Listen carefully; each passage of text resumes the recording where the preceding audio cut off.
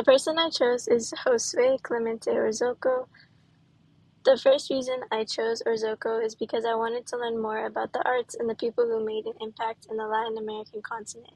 When I started to read up on Orozco, I learned how iconic he was with his mural paintings, which were politically charged and overall powerful. Secondly, I found it really interesting how his work included a combination of symbolism, realism, and social commentary. After doing research on Orozco, I was reminded how important it is to make an impact in my life, just as he did with his art as I would in my nursing career. There are many social issues that need discussion in every aspect of the world, which is why, as a nurse, I need to continue to challenge stereotypes, promote social justice, and use my voice as my communication when I see something wrong. On November 28, 1883, Jose Clemente Orozco was born to Irino Orozco, a businessman, and Maria Rosa, a homemaker/singer. His nationality was Mexican. He was one of 7 children and lived in poverty. Despite being considered middle class, in hopes of a better life, his family moved to Mexico City. There, Orozco was drawn to the world of the famous printmaker Jose Guadalupe Pasado, which sparked his artistic talent. Early in life, the family moved to Mexico City, where Orozco took night classes at San Carlos Academy of Arts. In 1898, Orozco's family sent him to become an agriculture engineer in the countryside, but returned soon with a heart condition after he contracted rheumatic fever. He continued studying architecture at the National Preparatory School until, unfortunately, in 1903, Orozco's father died of typhus and he was forced to quit school. He worked numerous random jobs as hand-tinting post-mortem portraits to support his 2 siblings and mother.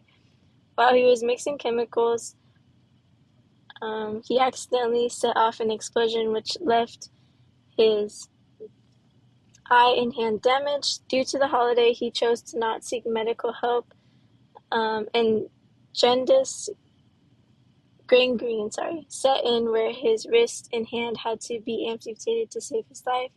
Because of Orozco's disability, he was not drafted after Francisco Madero was murdered, and he worked as a caricaturist for multiple opposition newspapers. In 1917, he traveled to the U.S. for better opportunities, but at the Texas border, customs officials destroyed 2/3 of his early works because of his immoral character. But while living in New York City and San Francisco, he made a living by painting plastic kiwi pies and ceramic posters.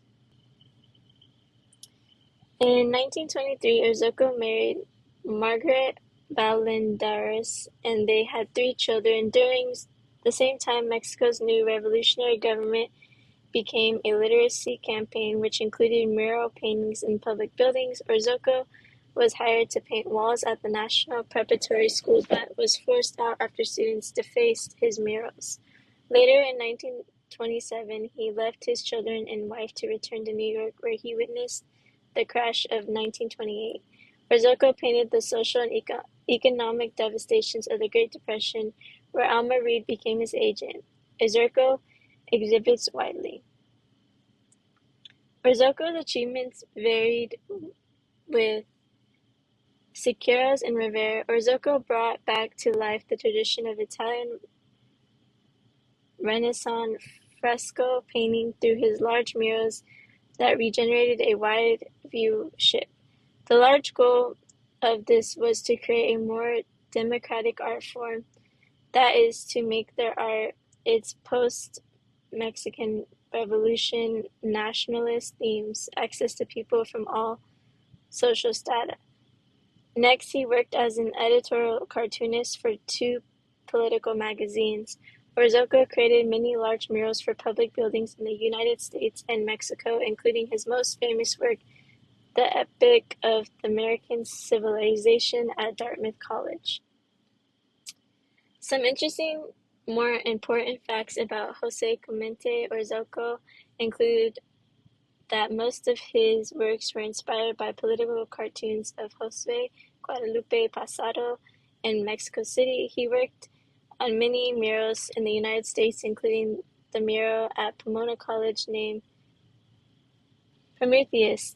The murals inside the Hospicio Cabanas in Guadalajara are considered by many people to be the Sistine Chapel of the Americans because of their Arctic impact.